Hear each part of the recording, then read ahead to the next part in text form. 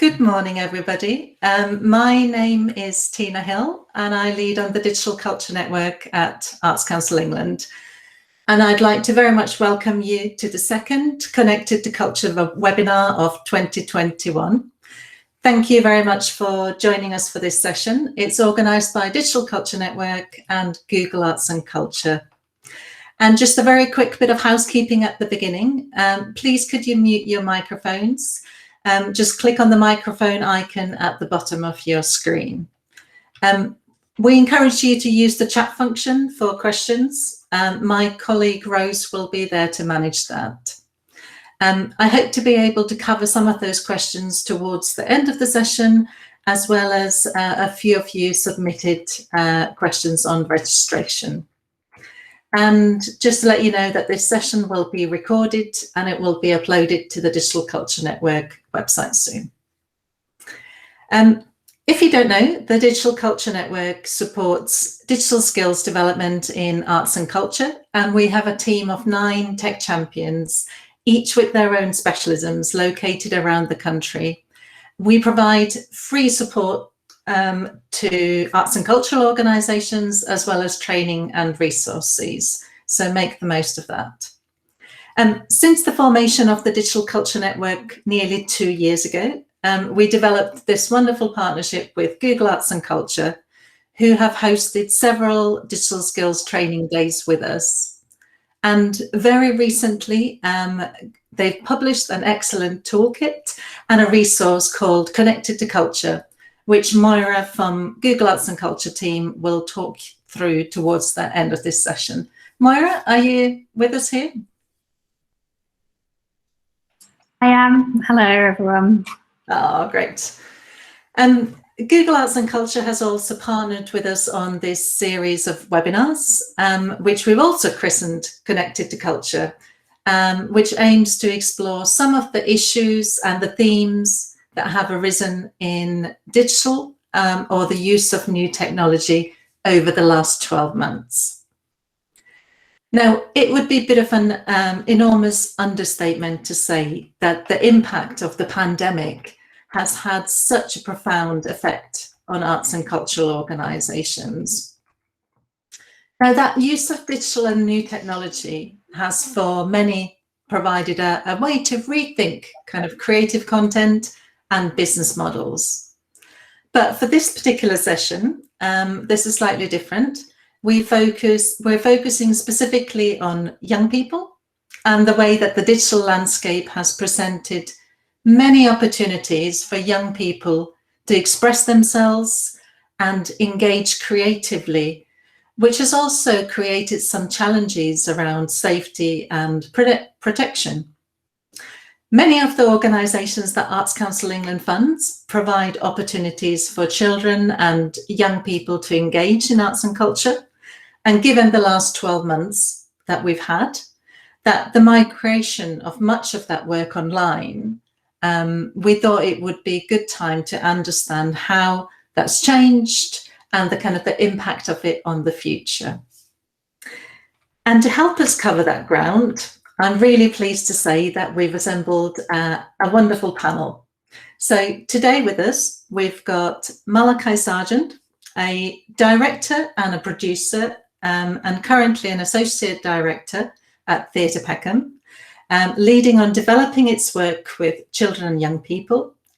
Theatre Peckham produces new writing and performance focusing on young and culturally diverse talent. Malakaï, are you? I'm here. Hello. Hi, everyone. Nice to see you today. Oh, glad you could join us. We've also got Adel Al-Salloum, who is an experienced director and heads up the Spark Arts for Children, whose mission is to create extraordinary experiences for children, sparking creativity and change. Adel? Morning, everyone. Really excited to be here. Thank you. Oh, brilliant. You could join us. And finally, we've got Cliff Manning, who is the Research and Development Director at Parent Zone, at the heart of digital family life. Cliff coordinates the UK Council for Internet Safety and Digital Resilience Working Group. Cliff. Hi everybody, love to meet you. I'm a bit of an interloper, but thanks for welcoming me here. Oh, you're very welcome. Lovely to have you here. So let's get started. So Malakaï, I'd like to come to you first. Now, you joined Theatre Peckham in January 2020, just a couple of months before the lockdown started. So I imagine the learning curve has been pretty big on all fronts. And I think that the work that Theatre Peckham does in nurturing that artistic and the kind of the personal development of young people is just so incredibly inspiring. Now, could you please just tell us about the kind of the journey of how you worked during the pandemic and what went well?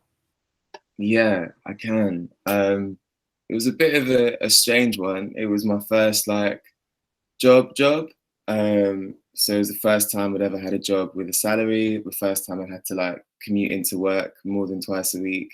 So that in itself was enough of a learning curve for me. And then, yeah, I think it was about 10 weeks in, there was quite a tense team meeting where we were all kind of gathered around listening to Bojo as he was making the announcement that we had to close our theatre the next day. So it was tough.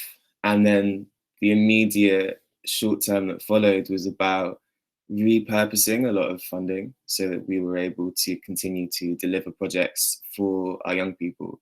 So just to give a bit of context, Theatre Peckham has kind of three main programs for young people, which is our academy program, which has been going for 30 plus years, which enables children and young people from 3 to 25 to participate in high quality professional training with industry professionals.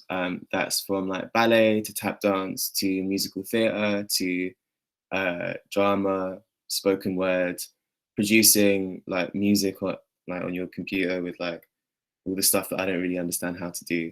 It's like a very expansive program of stuff. And then we have our Young Peckham work, which we set up more recently, which is for 17s to 25s primarily, and is more about nurturing one specific skill. So we have junior and young creatives collectives, we have a young producers collective, and we have two other projects that I'll talk to you about in a minute. And then alongside that, we have our Peckham local program for local people. One of our projects is for young people who are at risk of leaving school or entering the criminal justice system. So there's a project that we do to support them called Positive Futures. And Positive Transitions is like its sister project supporting children aged 10 to 13 as they move from year 5 into year 6 and year 6 into year 7. So it's like a really, really vast program of work that we suddenly had to continue to do in the middle of, well, at the beginning of a pandemic that nobody really knew what was happening or what was going to happen. So we graciously spoke to our funders and said, please, can you help us out here? And they were really, really kind. One of our main funders was the Young Londoners Fund, which supported a lot of our Peckham local programs. And we repurposed that to produce a slate of, I think, 6 digital projects in the first 3 months of the pandemic. I think some of my favorites are ones that are still happening, like Final Drafts, which was for 14 to 21-year-olds. It was really simple. It was just a new writing competition. There was a stimulus that was set, something that related to the theme of hope, if I remember right. And we contracted 2 of our freelancers who are already working with us. Because their classes had been cancelled at that point, we were like, well, we don't want you to not be employed with us. So here, take this project instead. And we kind of did that with our freelancers and tailored projects around their specialisms that could take place online. So Final Drafts was for 14 to 21-year-olds. They each submitted either spoken word pieces or short plays, pieces of creative fiction. And then out of the applicants that we got, which was a lot more than we were expecting, 6 were chosen by the 2 mentors. And then over Zoom for 4 weeks, they each got to have one-to-ones with their mentors and produced a final draft of whatever it is that they submitted. And that was then hosted on our website. We're doing a 3rd iteration of this now at the moment because of the success of the first 2. And to develop that, they're going to be recording their final draft pieces at the theatre. Ideally, the week that we're meant to open, the week of the 17th of May. And those will be audio recorded and work with a sound designer to create some nice textures behind it. And then that will be presented as a gathered listening event produced by our young producers. So the whole idea of our work is that everything kind of feeds into each other. Young people are really embedded within that and at the core of it.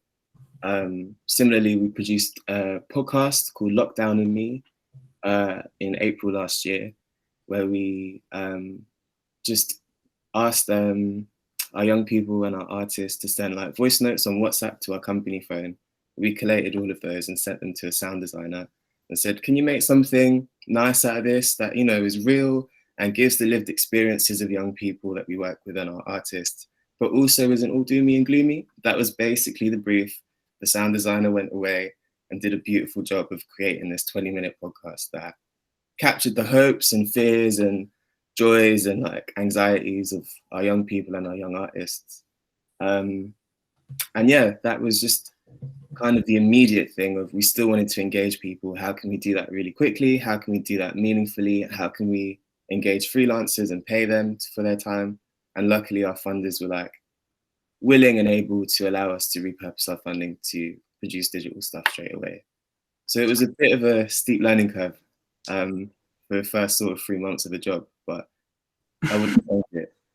That sounds definitely like a steep learning curve, and you've certainly packed a lot of activity into that year, and such a varied programme from your academy to the Young Peckham and the final drafts and amongst others.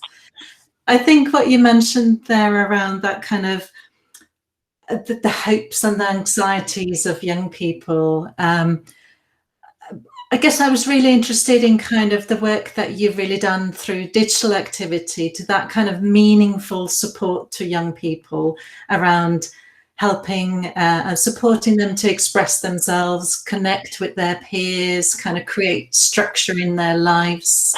Yeah. Anything else that you'd like to mention around that? Yeah, I mean, I think the biggest piece of work we undertook before sort of June last year was to digitize our academy offer. So ordinarily, I think that's like 18 classes a week and 400 plus young people come in and out of our doors each week taking part in these projects. So the big question was, how do we continue to deliver this weekly term time program for over 400 young people, of which their home circumstances are completely different. Some of them, you know, have, you know, been born into wealth and have been able to participate in arts and culture from yay high. And, you know, whether or not they're participating in this one project is okay because they've got 3 other projects they go to each week. Other young people, it's like they're a young carer because both of their parents work and are key workers. They've got 4 younger siblings. They're in their GCSE year. So they have to cook and clean and da-da-da-da-da. How do you create routine for someone whose life is essentially being the routine for other people? And when you're working with that vast sort of spectrum of people and people's needs, we kind of establish the thing that is most useful is keeping that routine. If there's that 2 hours a week that you know from 4:30 to 6:30 on a Thursday night, you can probably just be yourself and still connect with people despite it being on like a tiled screen like this. You can still see people who you care about and people who create with you and people who can nurture your creativity and vice versa. So the biggest exercise was working with our tutors to train them to deliver their work online. Difficult, luckily not something I was directly involved in. But yeah, it was about how do you consider the sort of difficulties of not everyone having a device. So if they can't join in a live session, then we email them the recorded version of that session for them to watch back later because, you know, their older sibling might need it for their Zoom, which is actually part of their revision club or whatever. The sort of area we're based in, I think it's one of the few areas in England where there's a majority of people who are Black and in the global majority as opposed to white British people. And with that comes a lot of complex needs and a lot of complex sort of experiences that you have to manage. So how do you kind of work with that when people are sharing things with a tutor on Zoom as well? So whole new sort of considerations around safeguarding needed to take place too. But one project we did manage to do was kind of digitizing our positive transitions project. So we had 4 of our tutors who are educators in their day jobs support a cohort of, I think it was up to 12 young people who were in that age of 10 to 13, and giving them sort of creative writing prompts, but also just offering a sort of space of solace and letting the young people dictate what they wanted to talk about. So I'm an 11-year-old and I've come in and I see Gustavo, my music production tutor. Great. Hi, Gustavo. How are you? Chit chat, chit chat. Eventually, Gustavo might share some prompts or some things to read or some well-being resources, or we kind of collated those week by week and sent them out to our young people. And that was really, really simple to do, but wildly effective. People kept engaged. People kept coming back, people responded to the prompts, but most importantly, they had that opportunity to kind of voice their concerns and their anxieties and have that with an adult they feel safe around, who isn't their parent or someone who's gonna punish them or like discipline them afterwards. So it was just about what the arts is about and what theatre is about anyway. It's about creating that sanctuary and that space for safety and that space for solace and that space for creativity as well. Thank you. That's so inspiring. I think I just love that concept of creating safety and space and that kind of meaning in that work. I'd love to move on to hear from Adel now, because Adel, I know you've done some similar work around, particularly around kind of supporting the facilitators. Now, you worked at the kind of the Spark Arts for 9 years, and it's probably fair to say that a fair amount has changed for you during the pandemic as well. And at Spark Arts, you work closely with local communities, families and schools throughout the year and during your annual festival. So tell us more about how you moved to digital and how you've really kind of connected and supported your community. Thank you. Yes, it's been, I think, just echoing, I suppose, Malakaï's, which is probably going to be a theme release. It was breakneck speed. We, as an organisation, we work mostly, we make our home in libraries, in school halls, in children's centres, in spaces where we find the families that we want to work and make work with. So all of a sudden, sort of, in the sort of the sense of the pandemic, our digital capabilities were really not polished and not honed in any particular way, other than we had a smart website, because so much was still about the work we were doing sort of in those spaces. So, but very quickly, we made some very clear decisions. One was that we were definitely open for business. We don't run a building, so we had no building to close. We're an arts charity, and we work with some of the families that we work with would be statistically described as being low engaged and vulnerable. So certainly as a charity interested in working with families and children, we were certainly not going to be closed. So we were definitely open for business. That was the first decision that we took. And then the second one was, so what's our purpose? How can we be useful in this moment in time? So we asked people. We had this fantastic, I mean, I was almost sort of, my breath was taken away from me. From anybody that's worked with schools, you will know that connecting with teachers is all about the pester power. It's all about being charming and useful and purposeful, so you eventually get a reply from a teacher that you want to connect with. One evening, we sent out 23 emails to head teachers. These were 23 schools we'd just been working with over our festival a month before, saying, what do you need from us? And the next morning we had 12 responses from 12 head teachers telling us exactly what they needed. So we were all taken aback. So we were given a very clear brief in terms of how we might work with schools and families, because we had head teachers telling us what they needed. Similarly, because of our work in children's centres and libraries, we again had that similar response there. So in lots of ways, quite quickly, literally within sort of the first few days, we had a sense of we're open, and we kind of understand what our brief might be here in terms of responding to what people need us to be doing. So so then it was about, so how are we going to do all this? It was literally, the team dropped everything and started to really think about how we could respond to some of those needs. Working with schools, it was about putting together a sort of a creative learning toolkit that could work with a mixed group of children between the ages of 4 and 11. That could be an afternoon project, could be a week-long project that might respond to themes on the environment. So we very quickly sort of pulled all of our ideas and resources to create something that was interactive, and then sort of jumped into these kind of spaces to have briefing sessions with teachers to sort of say, how might you use this, and what might you do, and what might you glean from us, or what tips can we share with you for you to be using this purposefully in your school. And then we made a lot of content. I think everybody did in those first few weeks of that pandemic. Everybody sort of jumped into making content. So all of a sudden we were sort of, our artists that were typically in libraries and children's centres were now in their kitchen at home, being posted, sort of couriered out MacBooks so that we could make films with them. And they were so in that first 5 weeks, I think we made 8 short films, 4 music films, 4 visual art films, and we created a creative learning toolkit, which felt like phenomenal effort. And then after 5 weeks, I think we sort of went, we're not going to be able to sustain this. This level of production is not sustainable. But how might we then be smart with those assets we've now got? So how do we continue to use those assets, and so that we can not burn out and feel that we've just sort of got to be producing, but actually let's think about how our usual working practices translate into this new digital space.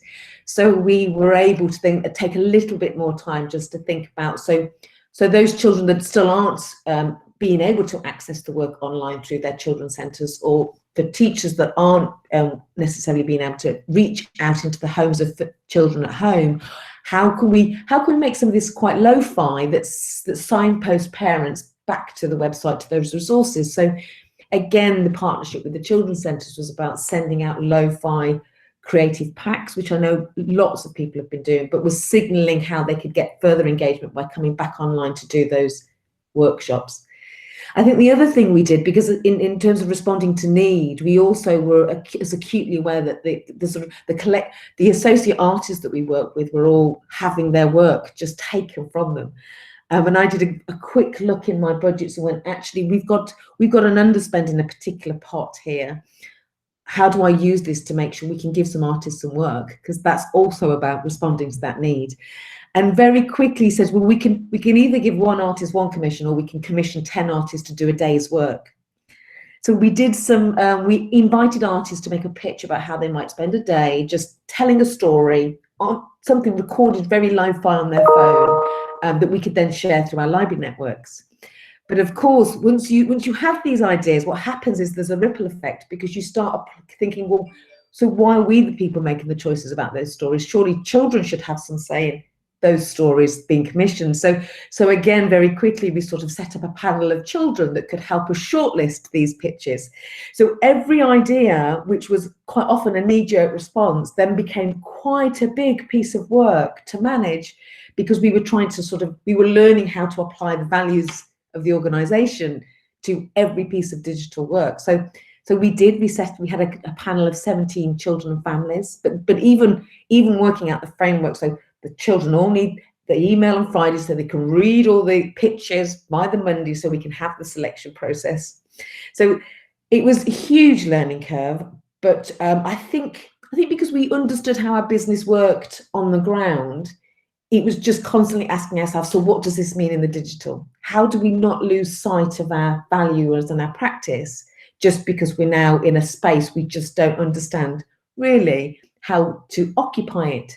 So I think for us, that sort of how we met the pandemic was that we responded to a crisis, and we drove the process, and actions were driven by need. And then we would just constantly have to sort of check with ourselves that how does this work in a digital world? Because it can't purely just be about pushing out content. A lot of what we do is about the relationship and the conversation we have with children and we have with families. So where's the conversation taking place? And yeah, it was a huge learning curve because there was no infrastructure and there was no best practice in the digital realm. We understood our practice that was very much about being in communities. So that constantly R&Ding what that looks like in a new world has been very much the theme of the year, I think, in terms of how we move forward. It certainly has been the theme for the year. And I really love that what shines through what the conversations that I've had with you is about you really understanding the needs of those head teachers, the schools, the children, and the kind of the relationship building in your work, which I think has been just amazing. I'm quite interested in what you were also saying about the fact that actually that kind of offering solutions or work or activity that is relevant to the needs of those children and young people. And you talked about lo-fi. And actually on that lo-fi note, I was hoping to ask Cliff a question actually around this, because there's a bit of a kind of, I guess, a myth around the fact that young people are all digital natives. And what you were kind of alluding, Adel, is around actually not all children and young people have access to technology or have the digital skills, the confidence and all those things in place. So if I could just move on to Cliff. Cliff, from your kind of experience at Parent Zone, I wonder actually if we could kind of take a bit of a step back from the actual provision of work and engagement with children and young people and look at the bigger picture. So that thing around assumption around all children and young people being digital natives. Could you tell us a little bit more about that and some of the research that you've done?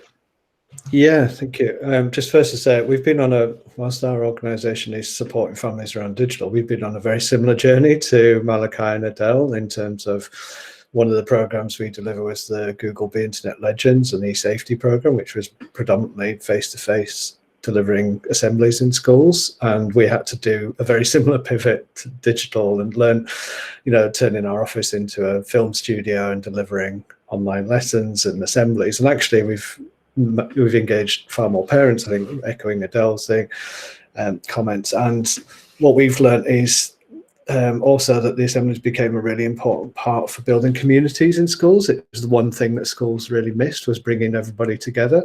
And so whilst it was not necessarily an arts and cultural moment, it had similar aspects to it. So I can certainly relate to that, and it was really inspiring to hear others talk about all the work that they've done at speed and at difficult resources. And I think something which we were very mindful of is that idea that children and young people are this, and you still, digital natives. It's a really problematic term. I mean, the wording itself, I think, speaks volumes about kind of adult view, sort of colonizing a kind of space of young people and assumptions that are built into that, and just kind of having a kind of naive view of what's there. And I think young people often may be familiar with technology and they've grown up around it in most cases. And they may be more confident around certain aspects of technology, but that doesn't necessarily translate into capability to be able to achieve the goals that they want to do, or to mitigate against the potential risks and harms that they might encounter online.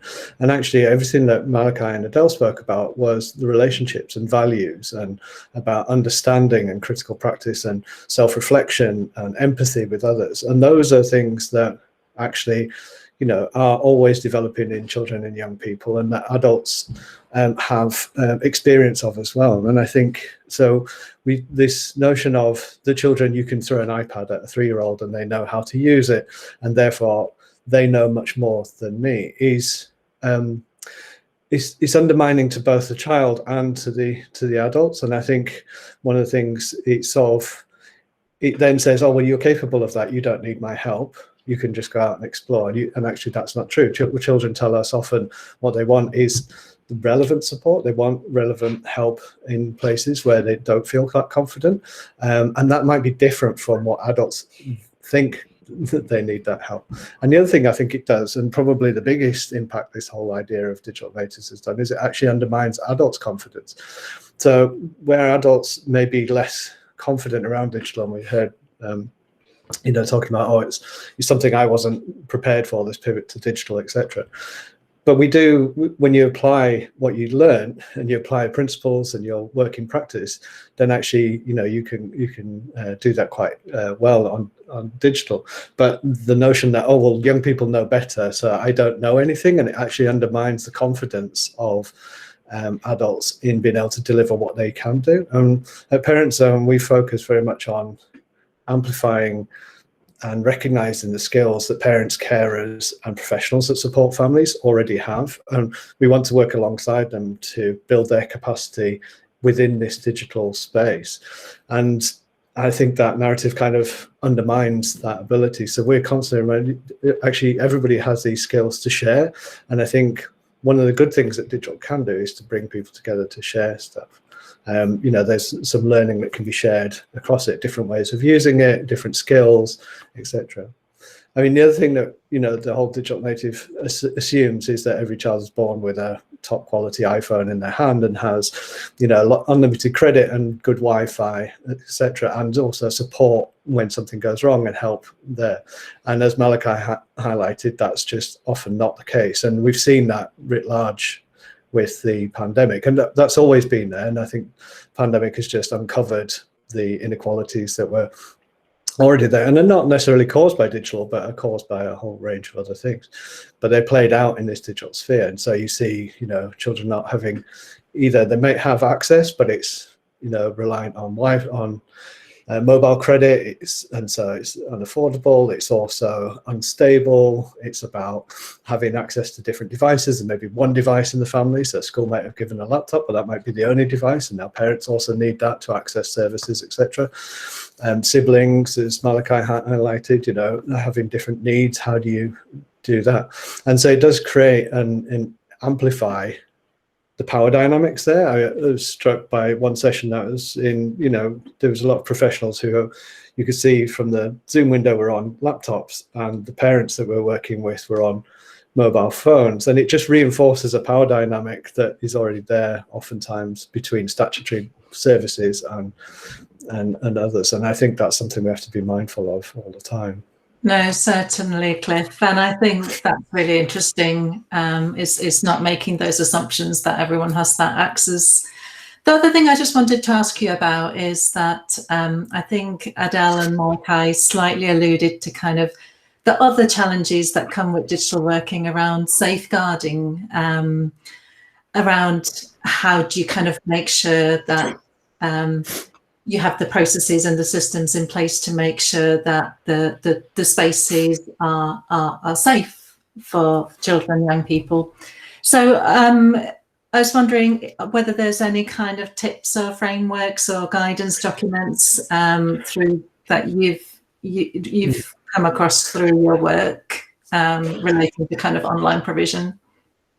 Yeah, so I suppose the first thing is not to get too hung up on the digital and not forget all of the basics that people would do already. And I think often we find out with parenting and with professionals is that you put digital in front of everything and everybody kind of freaks out a little bit and it feels it's separate, it kind of others it quite a bit. And I think what the pandemic has shown is actually is so core to life now. That so existing, good organizations have good safeguarding policies, they have good safeguarding approaches, they have staff that are well trained and well supported, and all of that is the basics that you need in digital.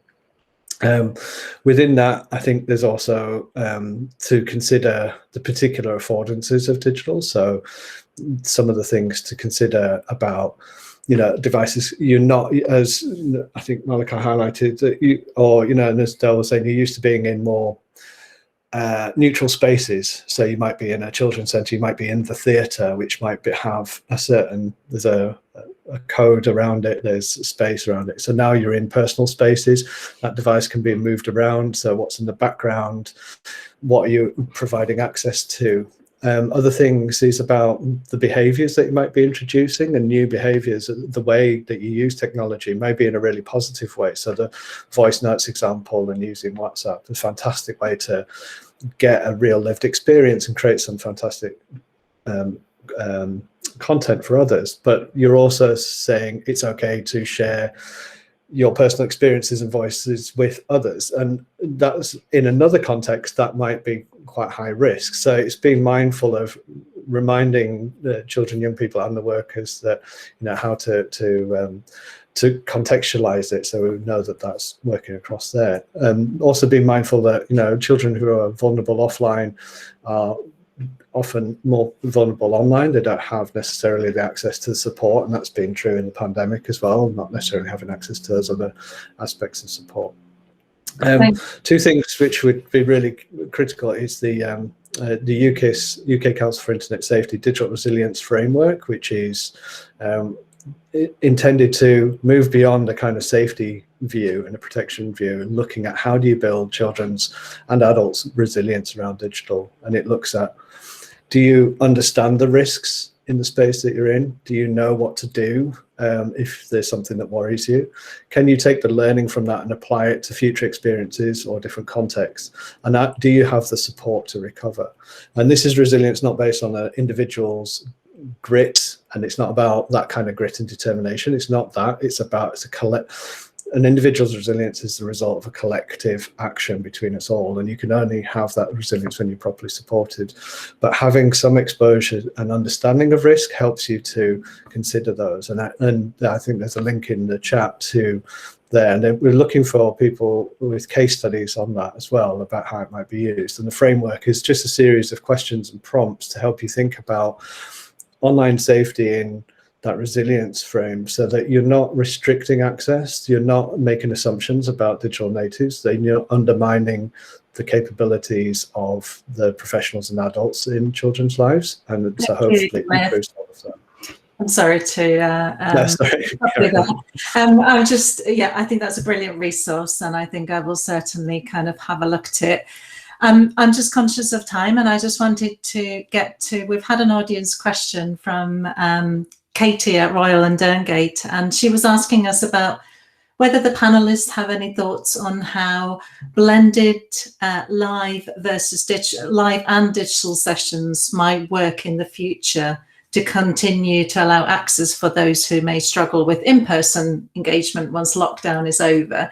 So obviously, kind of, I think everyone's mind is now the lockdown restrictions are easing, so how do we kind of work in the future? So I would love to have a few quick notes from our panelists. So maybe Adel, if I could just come to you briefly. Yeah, I mean, for us, a really clear example happened over our festival. We commissioned a company based in Northern Ireland called Replay to reimagine a piece of work that they had created for neurodiverse children and children that were quite severely on the autistic spectrum.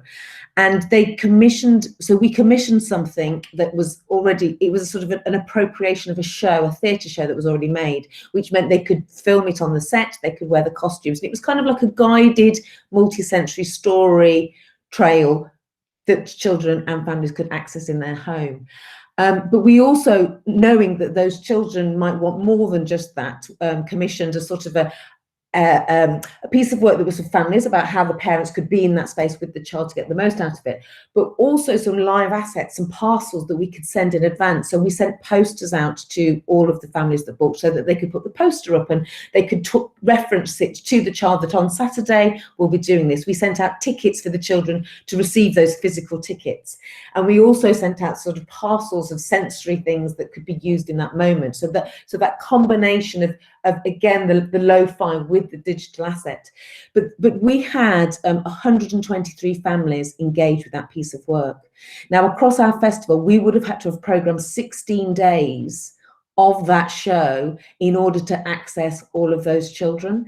And you know, so our festival is a 7-day festival, not a 16-day festival, but also we would never have been able to afford to create that live experience in that way for those families. So for us, certainly going forward, we will still have that live physical show for families that can come out, but understanding that actually if you do have getting out of the house sometimes with children is in itself quite a big enterprise. So being able to access something in the home is possibly really important for some of those families that have got children that have quite complex needs. So we will absolutely be thinking about where in our programme can we provide the most sort of impact by commissioning that blended approach, because otherwise we wouldn't be connecting with 123 families ordinarily over our festival. 123 families is amazing. Thank you, Adel. And Malakaï, any final thoughts from you in terms of what the future might bring for you guys? Yeah, in terms of what we're doing, as in how we're programming stuff, all of our seasons this year at least will have a digital element as well as the live shows. Mainly because I'm just used to contingency planning now with like a digital version of whatever it is I want to happen in the theatre. But also because the digital engagement has been like consistent. So in November, for example, we were supposed to do a book launch for a writer from Peckham called Caleb Femi in partnership with Penguin. And then we went into lockdown, I think a week beforehand. So then we had to digitize everything. And then we got in, as similar to what you're saying, Adele, we got in more people on the Zoom. I think it had like 300 people. But in our theatre at a socially distanced capacity, we can only fit in 100 people tops. So we learned from that, and that was as part of our Young, Gifted and Black season last year. So this year we're going to do a similar thing of having a mix of online and in-person events. And I think, yeah, it's something that we're just going to continue to do. Brilliant, thank you. Gosh, time has just flown by. I'm just amazed by the wealth of activity that you all three have done within your organisations, and the kind of the range of things from our conversation around the capturing the hopes and the fears and the anxieties of young people, providing that meaningful support, and also building those relationships within communities. And I think the important messages around the kind of planning, that safeguarding, and those kind of policies and systems and processes in place when kind of planning stages of projects is just so fascinating and important. So I'm conscious that we're coming towards the end of our time, and I'd really just like to say kind of thank you to the panel. But before we go, I'd like to invite Moira from the Google Arts and Culture team to talk briefly about their work and the Connected to Culture playbook, because there are some really useful content in that that everybody on the call might find helpful. So Moira.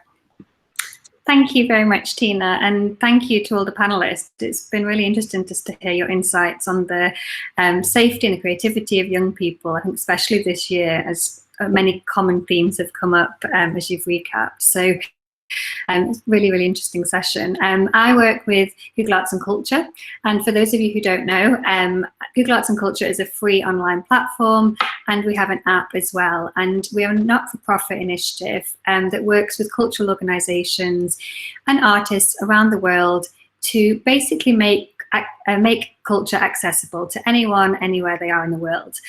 So from the work we do with organisations and understanding a lot of the challenges and barriers that they've faced with reaching audiences, especially in the past year, we've put together this toolkit called Connected to Culture. And in it, you'll see a variety of inspirational content, but also actual kind of tips and techniques that can really help with reaching audiences. It touches upon accessibility, which many of you discussed in terms of, making sure that you're reaching the audiences that aren't often, as digital savvy or on other platforms as you may expect, and also reimagining programs and just inspiration across the world really that can hopefully help inspire some thinking for planning ahead with your organisation. So do have a quick look. Let me know if you have any questions directly, and we really hope you find it useful. Thank you again for today. Thank you, Moira. And on that note, I'd just like to say also a huge thank you to our panel, Malakaï, Adel, Cliff. It's been a fantastic discussion and plenty of fascinating and important insights. And I hope everyone has enjoyed the conversation as much as I have. I'm sorry we didn't get to all of the questions, but I think what we might do is that we might pull some of those together and share with everyone who's participated. And thank you very much to everyone who's joined us too. Thank you for your time and questions, and we hope to see you all again sometime, perhaps the next Connected to Culture webinar or one of our future get-togethers. So thank you, everyone.